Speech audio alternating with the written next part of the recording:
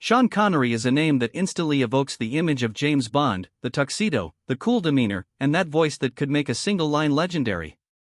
But behind the icon that the world adored was a life full of struggles, challenges, and secrets that few people ever knew. Born as Thomas Sean Connery on August 25, 1930, at the Royal Maternity Hospital in Edinburgh, Scotland, he was named after his paternal grandfather. His father, Joseph Connery, worked in a factory and drove trucks, while his mother, Euphemia McBain McLean, worked as a cleaner. Sean grew up with his younger brother Neil in a working-class neighborhood called Fountainbridge, which no longer exists. His early years were marked by financial hardships, and he left school at just 9 years old to help support his family. One of his first jobs was delivering milk for St. Cuthbert's Cooperative Society, a role he later credited for giving him an intimate knowledge of Edinburgh's streets. Connery was small for his age as a child, but he shot up rapidly, reaching 6 feet 2 inches by the time he was 18. Despite his growing stature, financial constraints meant he could not continue a formal education, and he began working immediately to contribute to the household. In 1946, shortly after World War II, Connery joined the Royal Navy, where he trained at the Naval Gunner School in Portsmouth and served in an anti-aircraft crew aboard HMS Formidable, achieving the rank of able seaman. During his service, he got 2 tattoos that held deep personal significance, one reading Mum and Dad as a tribute to his parents, and another saying Scotland Forever, symbolizing his lifelong pride in his homeland. Unfortunately, in 1949, he was discharged after being diagnosed with a duodenal ulcer, a hereditary condition that affected men in his family. After leaving the Navy, Connery took on various jobs to make ends meet.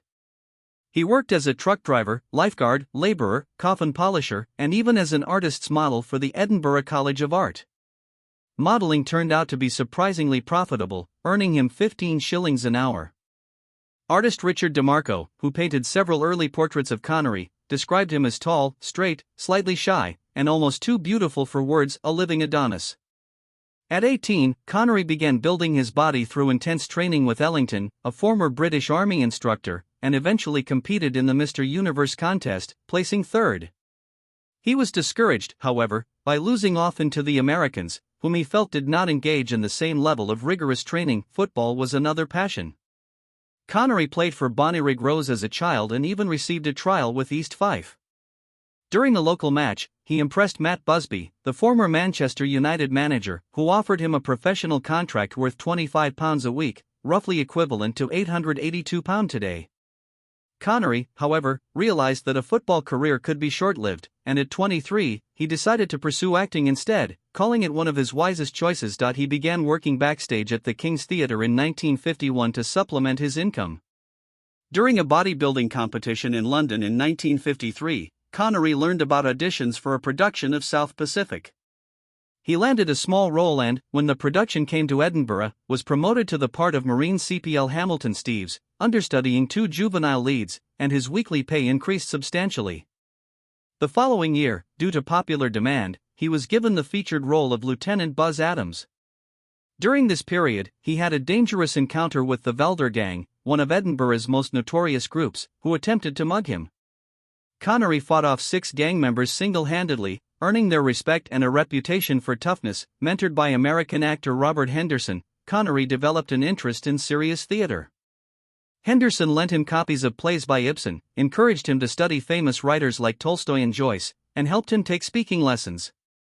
With Henderson's guidance, Connery secured roles at the Maud Vale Theatre in London, performing in Agatha Christie's Witness for the Prosecution, Point of Departure, A Witch in Time, and Eugene O'Neill's Anna Christie. He also appeared as a minor extra in Herbert Wilcox's 1954 musical Lilacs in the Spring alongside Errol Flynn and Anna Neagle. To support himself, Connery sometimes babysat for journalist Peter Noble and his wife, actress Marianne, earning 10 shillings per night. It was during this period that he met Hollywood actress Shelley Winters, who described him as one of the tallest, most charming, and masculine Scotsmen she had ever seen. Connery's television appearances included minor roles in Dixon of Dock Green, Sailor of Fortune, and a special European episode of the Jack Benny program. Canadian director Alvin Roth cast him in multiple roles in The Condemned, 1956, filmed on location in Dover, Kentucky.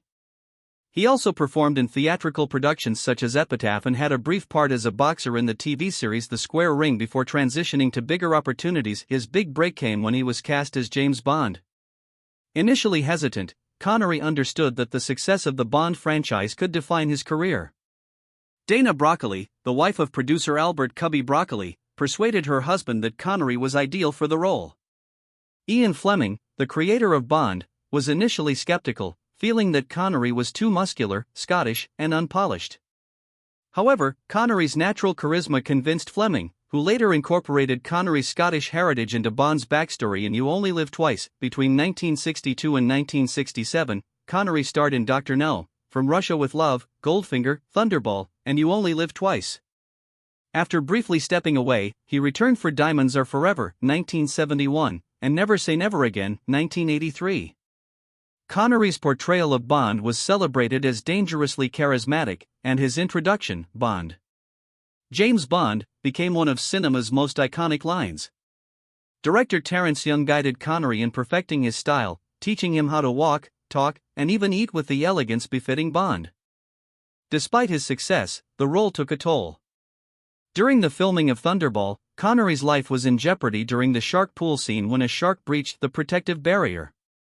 Although he became a global superstar, Connery grew weary of Bond, famously saying, "I'm fed up with the whole Bond thing. I've always hated that damn character." While continuing to work on Bond films, Connery also starred in acclaimed movies like Alfred Hitchcock's Marnie and Sidney Lumet's The Hill, which critics regard as some of his best non-Bond work. He later directed The Bowler and the Bun Net, 1967, a documentary exploring innovative industrial practices at the Fairfield shipyards in Glasgow. Later films included First Night, Just Cause, and The League of Extraordinary Gentlemen, with mixed success.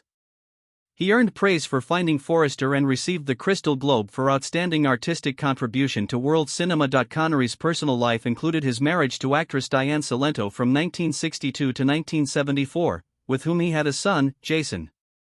After their separation, he dated several high-profile women before marrying French-Moroccan painter Micheline Roquebrune in 1975, remaining together until his death.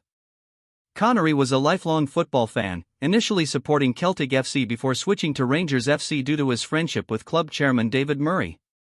He was also a passionate golfer, introduced to the sport by friend Ian Stewart, and played with legends like Peter Ellis and Jackie Stewart. Connery's political beliefs reflected his Scottish pride. Inspired by his roots and early experiences in Glasgow shipyards, he became a supporter of the Scottish National Party, financially supporting campaigns until 2001. Controversy also followed him, including allegations of abuse from a former partner, which he denied, emphasizing that he never condoned violence against women. Sean Connery officially retired from acting in 2006, disillusioned with the modern film industry. He spent his final years in the Bahamas, quietly away from the public eye, and battled dementia in his later years. On October 31, 2020, at the age of 90, Connery passed away peacefully in his sleep. His ashes were scattered in Scotland, returning him to the land that shaped his life. Connery's legacy extends far beyond James Bond. From his humble beginnings in Edinburgh to becoming a worldwide icon, he remains one of the most influential actors in cinematic history. He is remembered as a survivor, a fighter, a proud Scot, and an enduring legend of the silver screen.